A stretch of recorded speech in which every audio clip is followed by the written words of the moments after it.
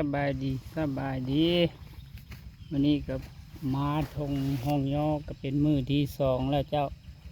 วันนี้ก็ยังโบราณดอกยาวซอยมาแบบนี้ก็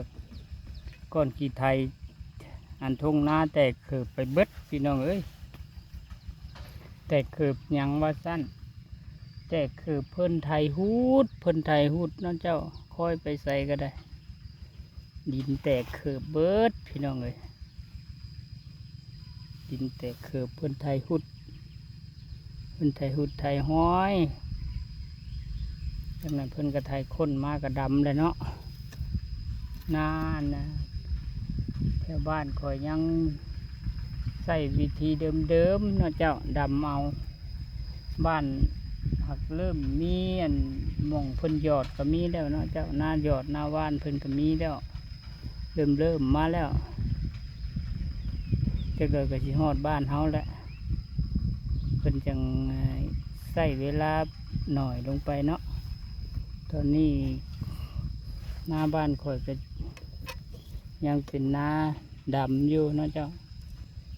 เดี๋ยวไปทางใดก็ยังไถหุดอยู่ยังหน่อยเลยแหละข่อยก็ได้ยัง7-8ให้นะเจ้าคาดว่ามื้อนี้สิบ่ค่ำบ่เว้นเพียงดอกเดี๋ยวก็แล้วข่อยก็สิจอกแจ๊กคันนาแถวนี้แหละพอได้ให้มันนั่นแน่เนาะให้มันอยู่น้ำอยู่ในแน่อันนี้ก็ได้ก็เลยกลับไปก่อนเด้อไปจักเล็กจักหน่อยเหมือนกับเขาห่มเจ้า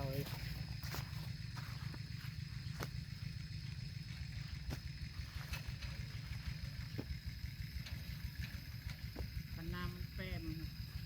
ยุกขึ้นลายคันน้ำแบบใหญ่ให้หน้าน้อยคันใหญ่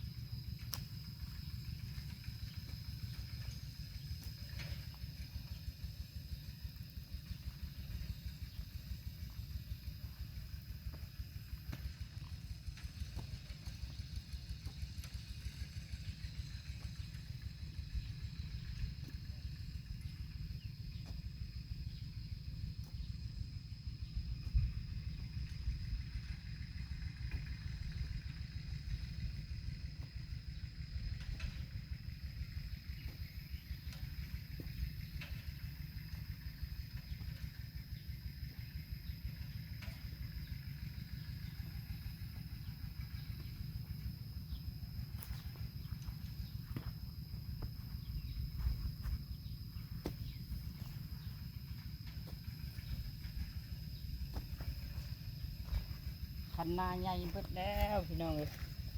เอาปีใดกระจก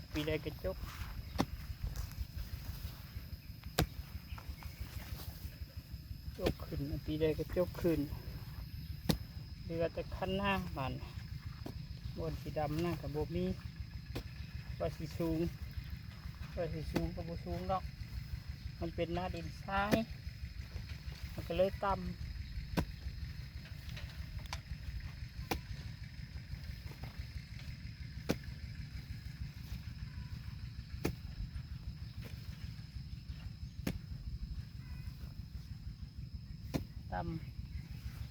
น้ำกับบุหงขึ้นเจ้าขนาดมันต่ำพูด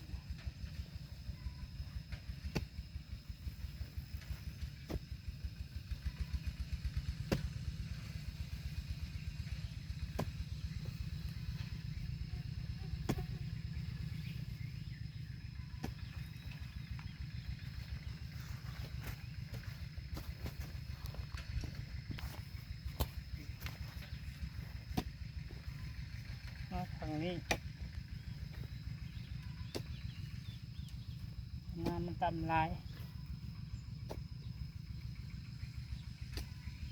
น้ำบุหงยกขึ้นจนว่าคันใหญ่เบิดมันเจือนลงคือเจ้าคันก็เลยใหญ่